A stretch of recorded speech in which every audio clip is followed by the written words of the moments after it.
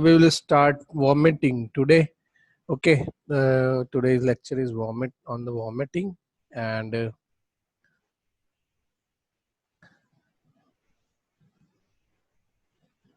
vomiting in children especially.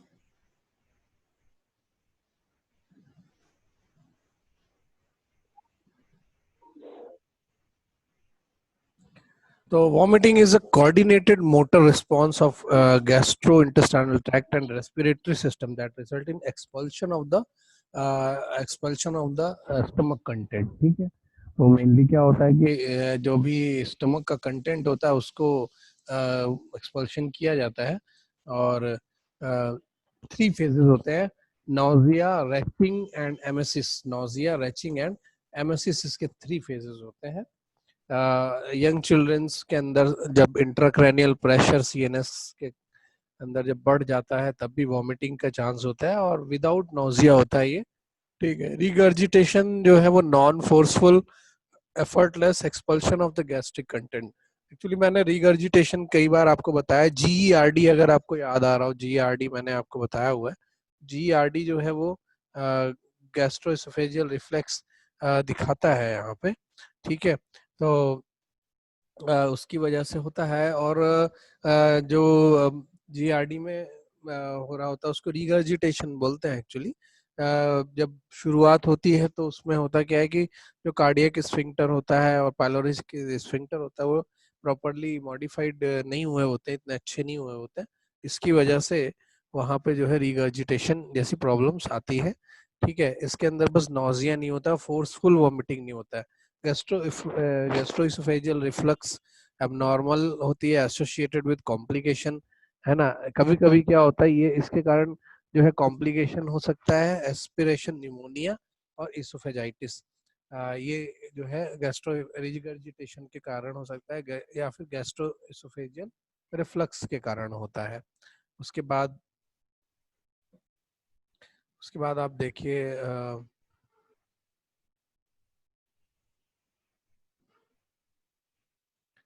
उसके बाद आप देखिए following point should be examined in the vomiting: duration, presence of blood, quantity of vomitus, abdominal pain, fever, sensory alteration, change in the feeding habits, frequency, bile in vomitus, drug consumption तो नहीं किया है कोई,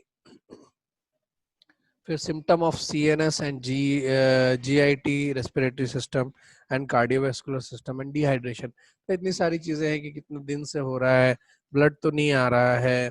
ठीक है, फिर उसके बाद में ये देखते हैं कि भाई एब्डोमिनल पेन तो नहीं है, एसोसिएटेड फीवर तो नहीं है, सेंसरी अल्टरेशंस तो नहीं है। ठीक है, फ्रीक्वेंसी, बाइल इन वोमिटस, ड्रग कंजम्पशन, ये सारी चीजें तो नहीं हुई हैं, तो ये इनको और देखा जाता है। ठीक है, तो एसोसिएटेड चीजें में कॉमन कॉज के अंदर आप देखेंगे तो क्या क्या चीजें मिलेंगी कि इन्फेक्शन जो है वो अगर हुआ है तो मतलब न्यूबॉर्न में क्या होगा और इन्फेंट और चाइल्ड के अंदर क्या होगा। न्यूबॉर्न के अंदर सेप्सिस हो सकता है, अगर इन्फेक्टिव कॉज है तो मेनिंजाइटिस हो सकता है, रेस्पिरेटरी ट्रैक्ट इन्फेक्शन हो सकता है, पर्ट्यूसिस हो सकता है। ये सारे ये जो है न्यूबॉर्न के अंदर है। इन्फेंट और चाइल्ड के अंदर गैस्ट्रोएंटेराइटिस और मेनिंजाइटिस, ये चीज़ें भी हो सकती है। एनाटॉमिक कॉज के अंदर जो है वो एट्रीजिया, वेब्स, ड्यूप्लीकेशंस, मैल रोटेशन, वल्वुलस, ये सारी चीज़ें भी हो सकती है। पायलोरिक और इन्फेंट के अंदर पायलोरिक स्टिनोसिस या इंट्यूससेप्शन भी हो सकता है। इंट्यूससेप्शन आप लोग जानते होंगे मोस्ट प्रोबेबली, मुझे लगता है। ठीक है, तो ये सारी चीज़ें भी हो सकती हैं। देखो, फिर उसके बाद में रीनल कॉजेस में यूटीआई दोनों में हो सकता है। न्यूरल्जिक कॉजेज में बर्थ ट्रॉमा, हैमरेज हो सकता है। मेटाबॉलिक कॉजेज में यूरेमिया हो सकता है और एंडोक्राइनियल कॉजेज के अंदर कॉन्जेनाइटल एड्रिनल हाइपरप्लेसिया हो सकता है। और अदर कॉजेज के अंदर diabetic mellitus and cyclic vomiting, बहुत सारी चीज़ें इसके अंदर हमको कॉजेज देखने पड़ते हैं। स्पेशली जो चीज़ें रिलेटेड होती हैं वो दो होती हैं, एक तो जीआईटी और एक दूसरा जो है खासकर जहाँ पर आपका रेस्पिरेटरी या फिर आपका जो नर्वस सिस्टम है, जहाँ पे इंट्राक्रैनियल प्रेशर बढ़ जाता हो या फिर जो है उसका कहीं ना कहीं chemo receptor trigger CTZ zone जो होता है जहाँ पे ये मेनली आ जाता है, उस जहाँ से वॉमिटिंग स्टार्ट होती है वहाँ पर कहीं ना कहीं स्टिमुलस कोई मिल रहा होता है, तो उसके कारण होता है। ठीक है, फिर उसके बाद आ जाइए डेंजर साइंस क्या क्या होता है।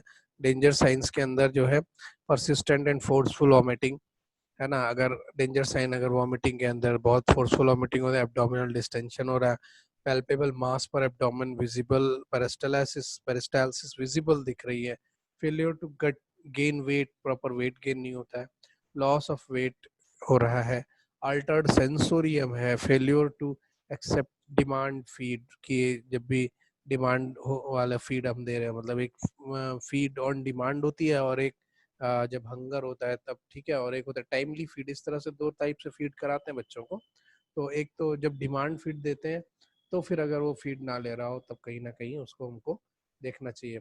बल्जिंग फॉन्टिनले, परसिस्टेंट हेडेक और परसिस्टेंट हेडेक हो सकता है, और sudden onset of vomiting in a well thriving child, अचानक से अगर ऐसा आने लग जाए, परसिस्टेंट इरिटेबिलिटी, बिलियस वॉमिटिंग, ये सारी चीजें जो है वो हो सकती हैं। ठीक है, तो ये सब चीजें आ सकती हैं, ये जिसके अंदर हमको थोड़ा सा ऐसा देख। जस्ट बिलियस वो मैं बिलियस वॉमिटिंग का मतलब bile containing vomiting, vomiting with bile है ना, दिस इज कॉल्ड बिलियस वॉमिटिंग। ठीक है। हम्म, तो ये हो सकता है। फिर उसके बाद आ जाइए आप जो है,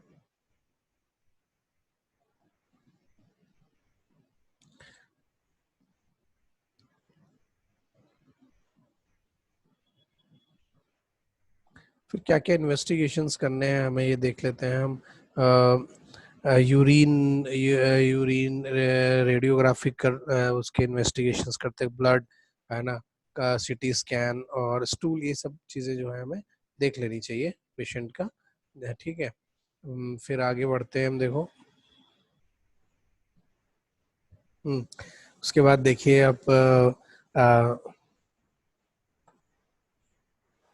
मैनेजमेंट कैसे करना है। आइडेंटिफाई द कॉज, सबसे पहले ये जानिए कि कॉज क्या है। ठीक है, कॉज क्या है, फिर उसके बाद आप उसको शुरू करिए। कॉज जो है, आइडेंटिफाई द कॉज के अंदर IV फ्लूइड, स्टमक वॉश दीजिए। ठीक है, कॉज देख लेना भाई, रेस्पिरेटरी है कि GIT है, कि क्या कॉज है जिसके कारण ये हो रहा है। Electrolyte imbalance should be corrected, electrolyte imbalance हो रहा है तो भी उसको जो है कलेक्ट कर देना चाहिए। फिर अगर स्टमक वॉश उन केसेस में कराते हैं जहाँ पे कहीं पॉइजन हो रखा हो, या किसी ने मतलब ऐसा पॉइजनस सब्सटेंस ले लिया हो, तो ये सारी चीज़ों के कारण हमको उसको कराना चाहिए। ठीक है, तो ये सारी चीजें हमको देखनी चाहिए। ठीक है, with held oral feed for, कह रहे हैं भाई ओरल फीड कुछ दिन के लिए रोक देना चाहिए। ठीक है, ये बारी बात भी ये कह रहे हैं। ठीक है, तो ये सारी चीजें जो है वॉमिटिंग के अंदर हमारे मैनेजमेंट में आते हैं। ठीक है, तो वॉमिटिंग यहाँ से खत्म होता है ना। नेक्स्ट इसको हम बंद करते हैं।